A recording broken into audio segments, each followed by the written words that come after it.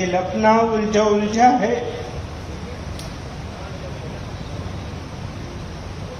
طبیعت بکھری ہے، نہ جانے کس کے گیسوئے پریشاں یاد آتے ہیں۔ کبھی دن کو لہو کی نقش کاری یاد آتی ہے، کبھی دن کو لہو کی نقش کاری یاد آتی ہے،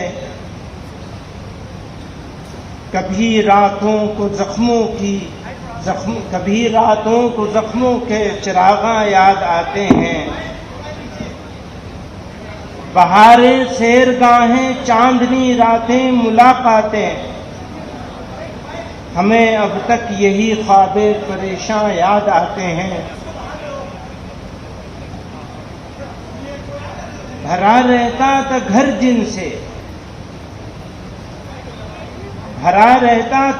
جن سے، وہ یاد آتے ہیں گھر والے، جو گھر کو گھر گئے خالی، وہ مہمان یاد آتے ہیں۔ ہم لوگ ایسے مشکل حالات میں آج ہم یہاں موجود ہیں، اور ہمارے بیچ میں ہمارے بڑے داغ مفارقت دے گئے۔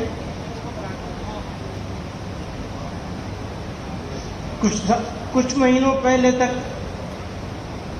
حضرت مولانا قاری عثمان صاحب رحمۃ اللہ علیہ اس جماعت کی صدارت، امارت، قیادت اور ان کی موجودگی یقیناً ہم سب لوگوں کے لیے، خاص طور سے میرے لیے، میں کل بھی کہہ رہا تھا کہ کام کرنے کا شوق ضرور ہے،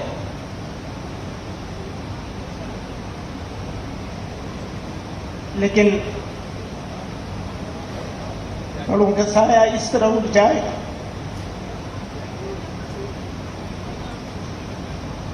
کہ ہمیں ضرورت ہے تو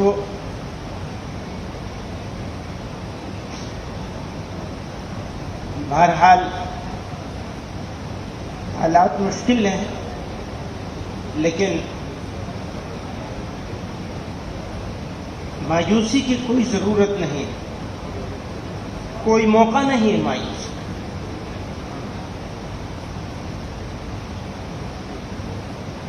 ابھی چند روز پہلے میں سوچ رہا تھا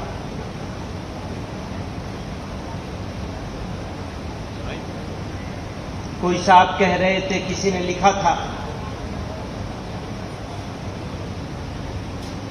کہ یہ لوگ آرام سے ہیں، مشکل تو اس کی ہے جس کا کوئی سہارا نہیں۔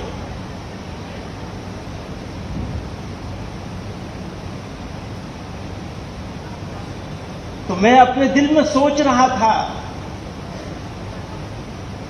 بظاہر جس کا کوئی سہارا نہیں، اس کو جتنی مشکل ہے اس سے زیادہ مشکل تو ہمیں ہے۔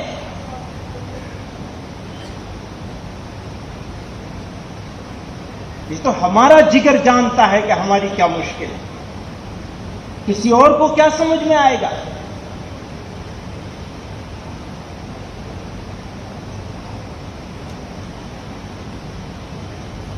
ہاں، مشکل کو جھیلنے کے لیے حوصلہ چاہیے، طاقت چاہیے، اور ہم کمزور لوگ ہیں۔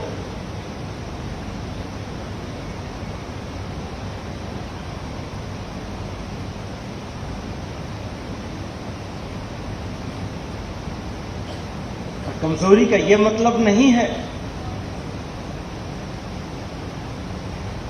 کہ کوئی مداہنت اختیار کر لے۔ اگر جمعیت علماء کا یہ فیصلہ ہے کہ ہم پیغامبر ہیں امن کے، پیس کے، شانتی کے، اگر جمعیت علماء کا یہ فیصلہ ہے کہ ہم ظلم کو برداشت کر لیں گے،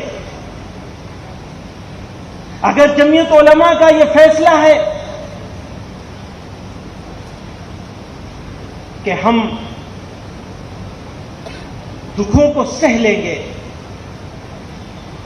لیکن اپنے ملک پر آنچ نہیں آنے دیں گے، تو یہ فیصلہ کمزوری کی وجہ سے نہیں ہے بلکہ جمعیت علماء کی طاقت کی وجہ سے ہے۔ اور یہ طاقت ہمیں قرآن نے دی، جناب رسول اللہ صلی اللہ علیہ وسلم کے طریقے نے دی۔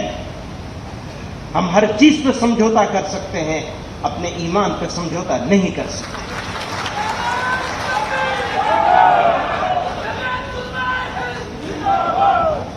ہمارا ایمان ہم کو یہ بتاتا ہے، یہ سکھاتا ہے، ہمارا ایمان ہم کو اس راستے پہ لے جاتا ہے کہ ہمیں مایوس نہیں ہونا ہے۔